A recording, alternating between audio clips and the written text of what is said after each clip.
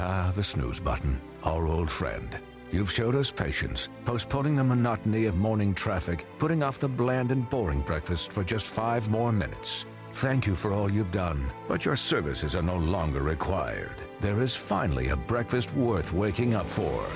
The triple cheese and hash brown breakfast burrito with provolone cheddar pepper jack and a crispy hash brown. Taste it before it's gone at Jack in the Box. Limited time only at participating restaurants. Blog Talk Radio. Hello.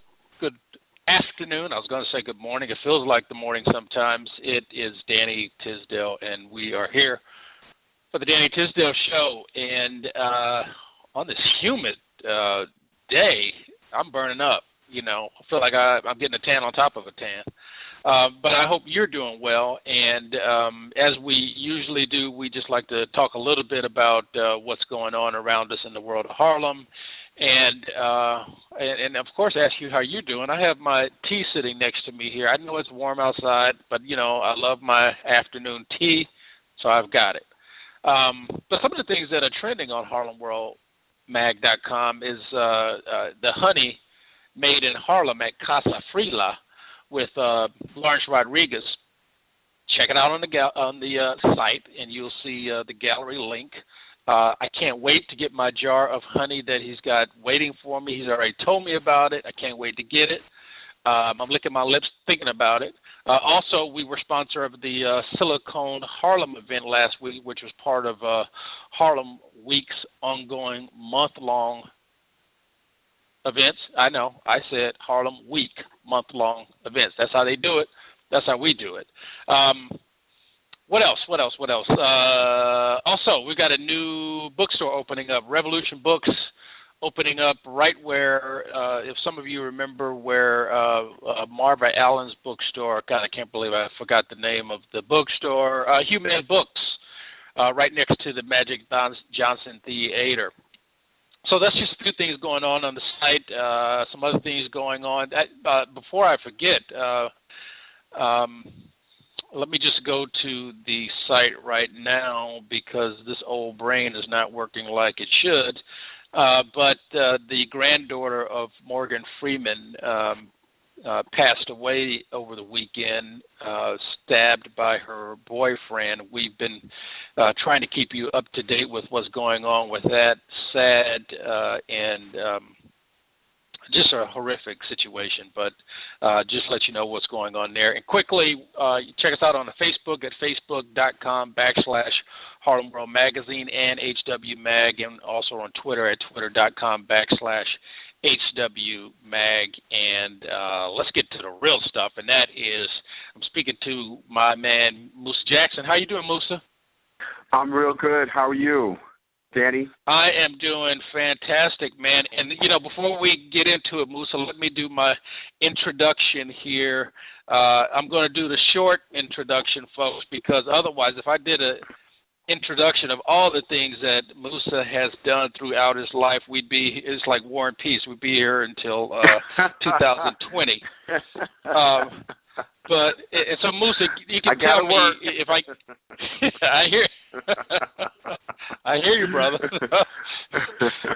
Musa was born, raised in Harlem. He's CEO of Musa Jackson Productions, Harlem-based event production company. Musa was a former, as far as I'm concerned, still top model.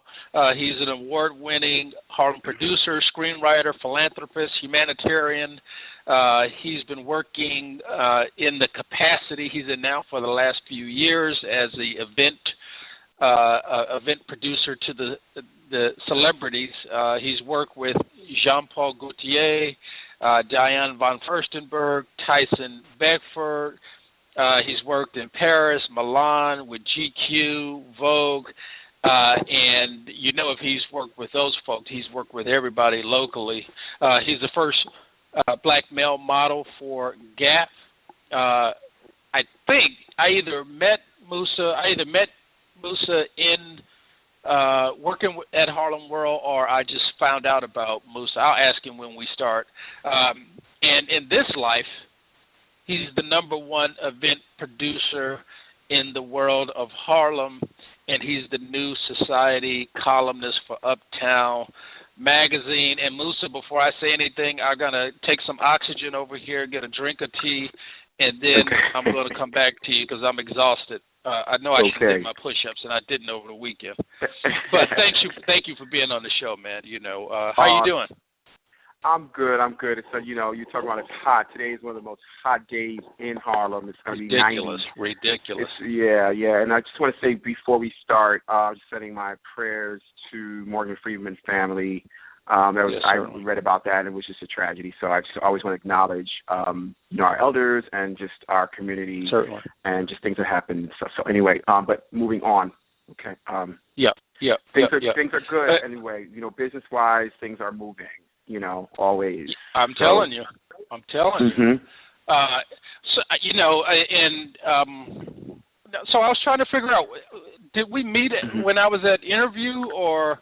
No, I think maybe that's a possibility. Was it after that? I think we might have run into each other during your interview magazine days. I'm not even sure. Were you there during Wilfredo, when Wilfredo Rosado was there? Oh yeah. So that must people? have been what it was. That's what it was. Because were they there? In the fashion department. Yeah, were they there at the time or? Yeah. He was there with was it Paige Powell or? Yeah, because you looked really familiar when I met you, and of course, back. Was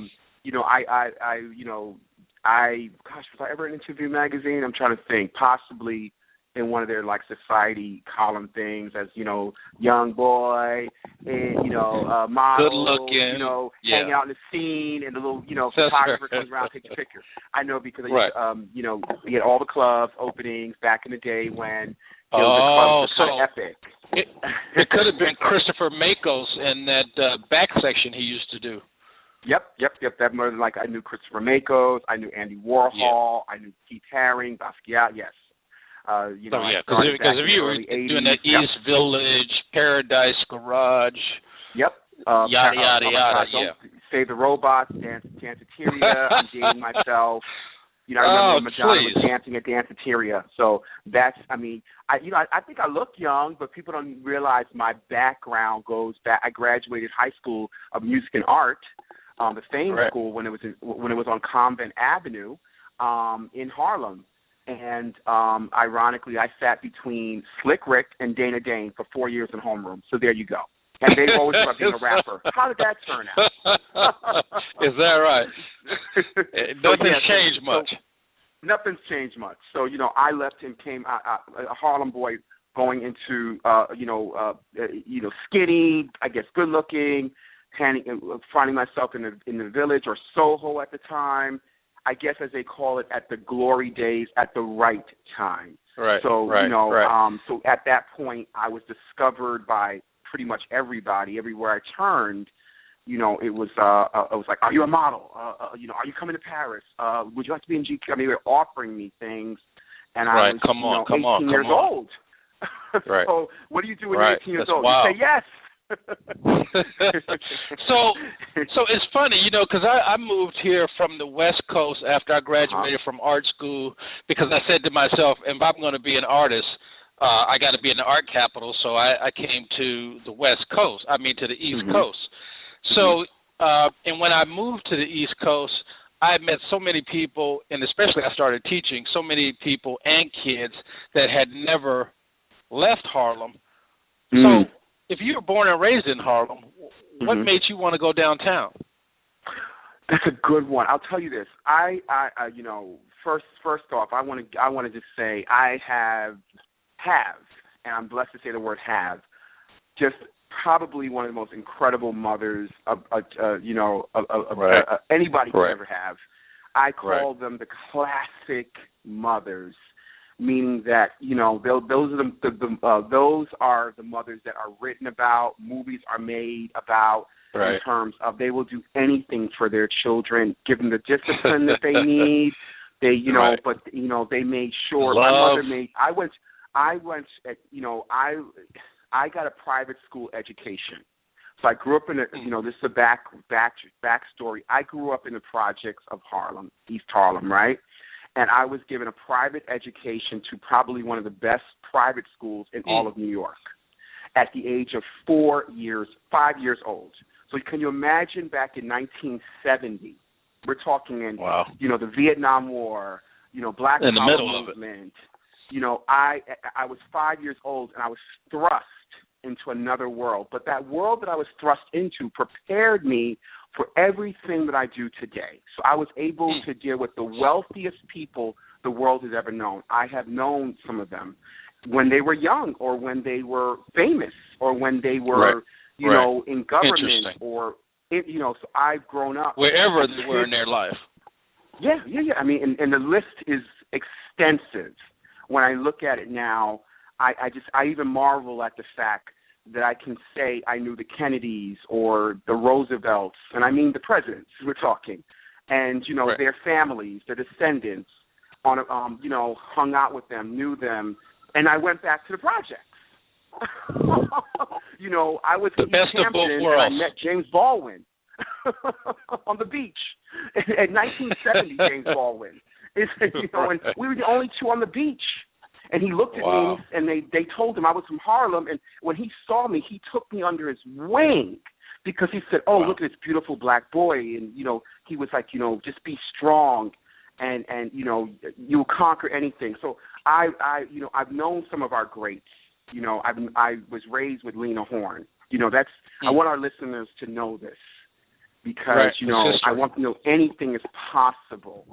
You know what I mean? Because when I look at where I came from, the people that I've known and who've influenced my life, so most of them are not with us any longer. They aren't. They told me certain things, and to keep it to myself is just it's not the part of the deal. It's not part of the package. Right. So so I want them to know it's stuff like that. So whatever you want to ask me, go for it. But that's what made me go to the Village, because I went to private school, so my friends lived downtown. You know what I'm saying? And so I actually got accepted. I went to Music and Art High School, as I told you earlier, for art. I was a fine artist, and so I got accepted to Parsons School of Design, which of course we know is in the Village. And so I was going to Parsons School of Design. So that's how I found myself in the Village. I didn't know you were a fine artist. Yeah. I've been painting since I was age of 4. That's how I got the scholarship. I didn't know that. Yeah, that's how I got my scholarship. Based off of my aptitude test, my reading, my writing, and then they saw my drawings, and they were like, that was it. And I lived off of, I got a full scholarship. Seriously, since I was 5 up to college. They don't give So those let me ask anymore. you real quick. Let me interrupt you for a second. Do you know Eric Pryor, who's the new president at the Harlem School of the Arts? No, I don't. I don't know him. I just had an interview with him last week, and he is a painter who became president and worked in the arts for. I mean, you two should really. I guess we should actually meet. I'm sure your paths will overlap. But I'm sorry to interrupt you like that. Go ahead. No, not at all. I was going to say, interestingly enough, painting or drawing or whatever since I was the age of, as early as I can remember, I got actually sick of it. When I got the opportunity, I went to Parsons School of Design for fashion. So the same year I entered Parsons School of Design, I left Parsons. There was in my class, I was told, because I remember those people, were Marc Jacobs. Everybody in my class became like epic designers. Wow. And they were my Edward Wilkerson, was in my class, and but I left partly because I was bored of drawing, and I was hoping for another career, literally, and one came to me knocking on my door. And that was when the editor of GQ magazine saw me at a nightclub and asked me if I would do GQ. And I said, sure, and I did it. And I believe I was the youngest black man at that time, or possibly even still, to ever be in GQ, 18 years old. Normally, you're like to do GQ, you're normally like 20, 21. Right. But I just graduated high school. High school? Yeah, I was agreeing with you because you just graduated high school. Yeah, I just graduated in '83, and by November I was in GQ, and I was also working I got a full-time job working at a store which doesn't exist anymore called Parachute. And Parachute. Oh, I Soho, remember Parachute. Right. It was the clothing store for the stars. And so my customers at that time that would come in to see me were my personal customers. I mean, imagine, I'm 18 years old. My first customer is Cher. My second customer is, well, I'll tell you who he was, Bill Cosby, yeah. Okay. Okay. With his wife, and I met his mother. I'll just put that there. Okay. Lionel Richie, and when he was married to Brenda, with their little baby girl. She was 1 year old, and her name was Nicole. So I remember a little thing. I remember a little push, that is wild, and Michael Jackson, Stevie Wonder, Cicely Tyson, Sylvester. Everybody. I gave Madonna a discount because she was in my, we all hung out together. She didn't have any money. Her album hadn't dropped. She was hanging with Jelly Bean Benitez, who produced her first album. That's right, the DJ, right? Yeah. So I remember telling my boss, I think she's going to be a great singer. I think she's going to make it. Something tells me. He gave me a discount based off of me being an honest person for Madonna, who turned out okay. And in terms of her career, she didn't do too bad. She did all right. And so I remember that. Musa, I'm at that. Sure. Musa, we're already at that moment where it's that halfway point, believe it or not. Okay. So and I'm going to take a quick station ID and let folks who are listening know that we are listening to the Danny Tisdale Show, and I am talking to the fabulous, incredible, supermodel, philanthropist, humanitarian, Musa Jackson, and an event producer extraordinaire and upcoming, if not already started, society columnist with Uptown Magazine. And you can check us out at harlemworldmag.com and check out the links to Musa on the site also. And we were just talking about a few of the poorer folks that Musa was working with back in the day. And I guess I'm not going to ask him the year, but I guess it was sometime around the 80s, into the 80s to the 90s, let's just say. Right. So Musa, as we cycle up to today, and I know you remember Harlem during that time, and of course I remember Harlem that time. And as we look at Harlem, the brand. Now it's no longer, a place where, we try to twist people's arm to come here, to make it a destination. It is a destination. How do you describe Harlem, this brand now? Because, it's always been a brand, but how do you define the brand that Harlem is? Define the brand. Okay, I consider Harlem a part of my brand. I am Harlem.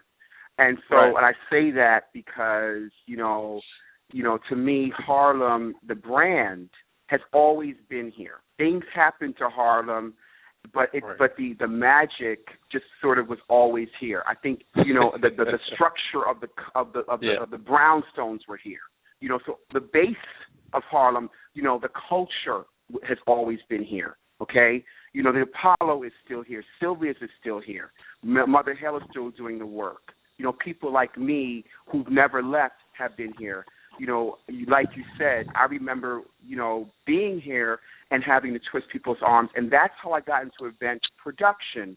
I said, I'm going to get my fashion friends to come to Harlem, and I lured them here by way of the Lenox Lounge.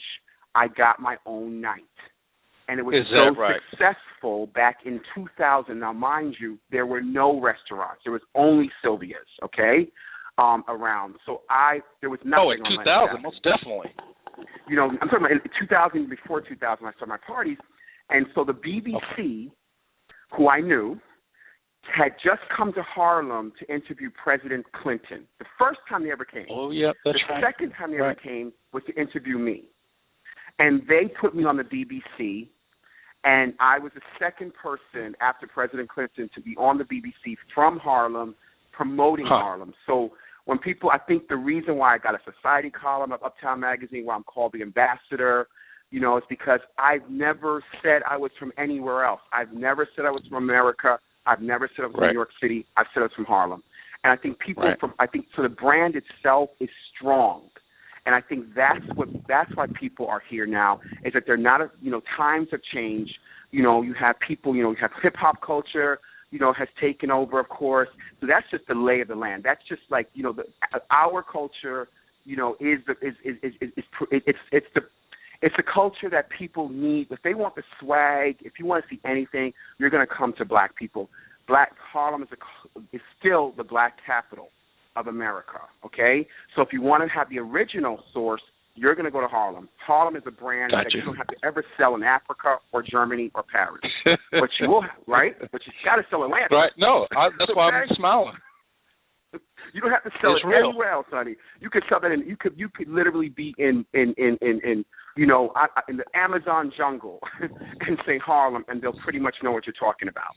Okay, fighting in the trenches of any country, they're gonna know what Harlem is and gonna have a smile on their face when they say it.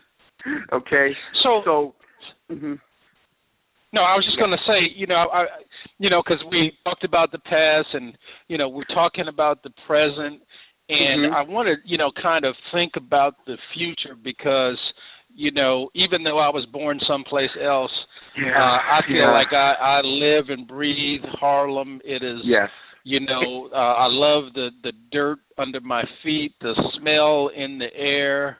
Being at the park, being at the pub, being wherever it is, the people, what can, our listeners, especially the listeners who are, here in Harlem, how can we better cultivate, fine-tune, like you do a car, or shine it like you would, do a diamond to make this place.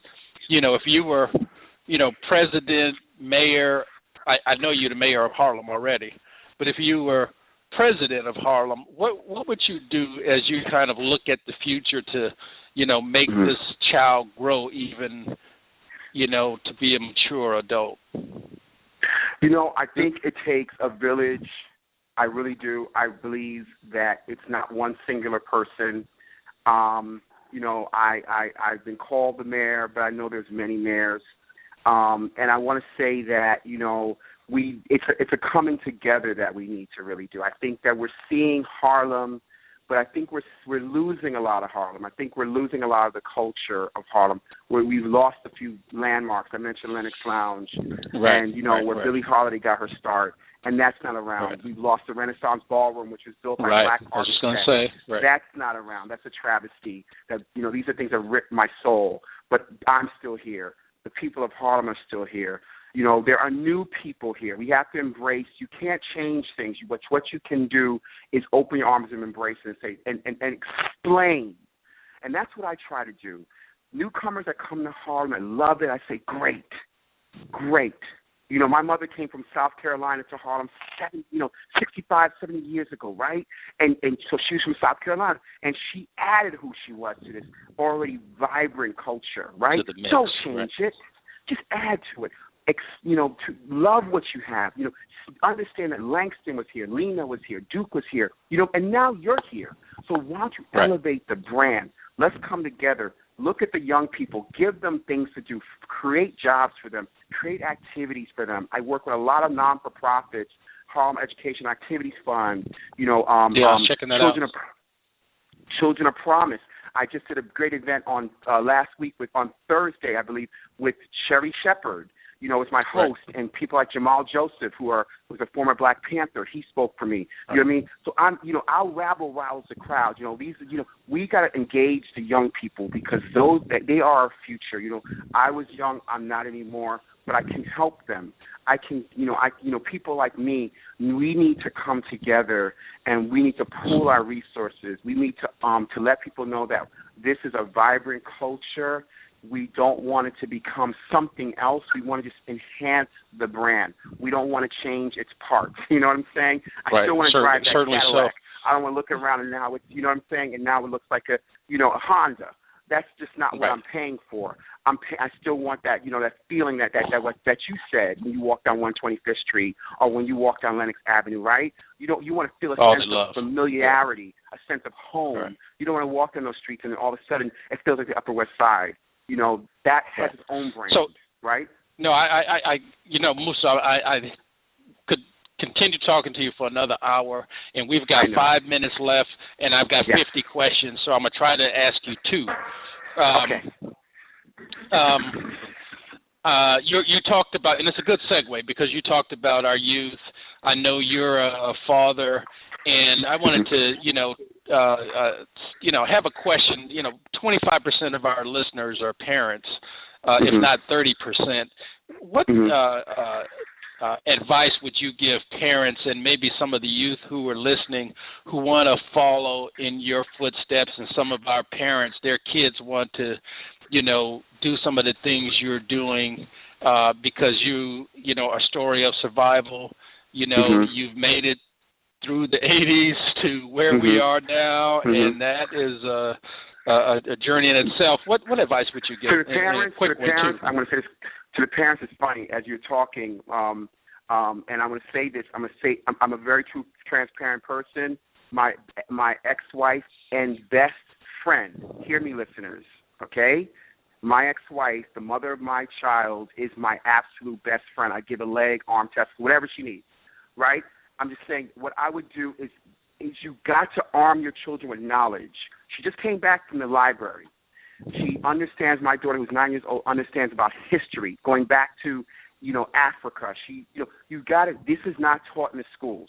So that gives her a sense of self-confidence, okay? Every day I told her, a black man to a budding, beautiful queen. She is a queen. She is a princess. What you tell your children is what they will become. Remember that. So if you curse at your children and you curse at them and you slander them, they're going to become it. They're going to fulfill that promise. Well, I tell my daughter she's a princess, she's a queen, she's a CEO. Hear that, guys? A CEO. I want her to be a business person. I want her to be a mogul. I'm teaching her to be a mogul, a woman, a mogul, a woman, a mogul, okay? To the children out there, the young people out there, read. That's what I did. I didn't know who, I had to find out who Langston Hughes was. I had to find out who Frederick Douglass was. I had to find out who Mansa Musa was, okay? I had to find out myself, because you better believe this society we live in will not teach you who you are. They took that from you. So why would they give it back to you, right? So you got to go out there and find the knowledge yourself. And once you have that, the world is actually a really small place. Remember that. You can get to wherever you want to, and it's even smaller today, and you have the ability to change the world you live in right under your feet. Trust me. And that's real. I did. Listen to me. And you do. I did. And I'm still doing it. At 50 years old, by the way. By the way. So two last questions, and I'm going to throw them at you all at once. And we've got, Musa, at least a minute and 20 seconds. And the first one is, and it may not be fair, but one or two places that are your favorite places in Harlem. And last, give folks your contact information if you want them to keep up with you on Facebook or your URL. Quickly, first one, my favorite place in Harlem is just walking down 125th Street. When I walk past the Apollo, I got to check to see if it's still there. Okay? I want to know if someone didn't buy it. Okay, so that gives me a sense of grounding. And my people, they always give me the energy. You are right? funny. And maybe you are funny, right? And seeing Adam Clayton Powell's statue. I try to go by our monuments, right? Ones I like to have, the Marcus Garvey statue, Marcus Park. Okay, and the other place would be Sylvia's. I adored her. I worship her. She kept us alive. She was a symbol during the 80s, and we know what the 80s were like. There was crack, AIDS, everything, and there was Sylvia, who is no longer with us, and I adore her family. I just think the world of them. We work together. They're one of my closest friends, and I think Sylvia is a national treasure. Okay, and then what was the last question? Just how people can stay in contact with you, Facebook or URL. I'm on Facebook, Musa Jackson Productions. I'm on Instagram. I am, which is I am Musa Jackson. Same thing for Twitter. I am Musa Jackson. And then or contact me through email, which is Musa, M-U-S-A, Jackson Productions @gmail. Okay? And thank you, Musa. That's it. We love you, man. Thank you. We love you. And thank you. Love you too. I'll reach back out to you. Peace. Okay. Take care. All right. Bye-bye. The snooze button, our old friend. You've showed us patience, postponing the monotony of morning traffic, putting off the bland and boring breakfast for just 5 more minutes. Thank you for all you've done, but your services are no longer required. There is finally a breakfast worth waking up for. The triple cheese and hash brown breakfast burrito with provolone cheddar pepper jack and a crispy hash brown. Taste it before it's gone at Jack in the Box. Limited time only at participating restaurants.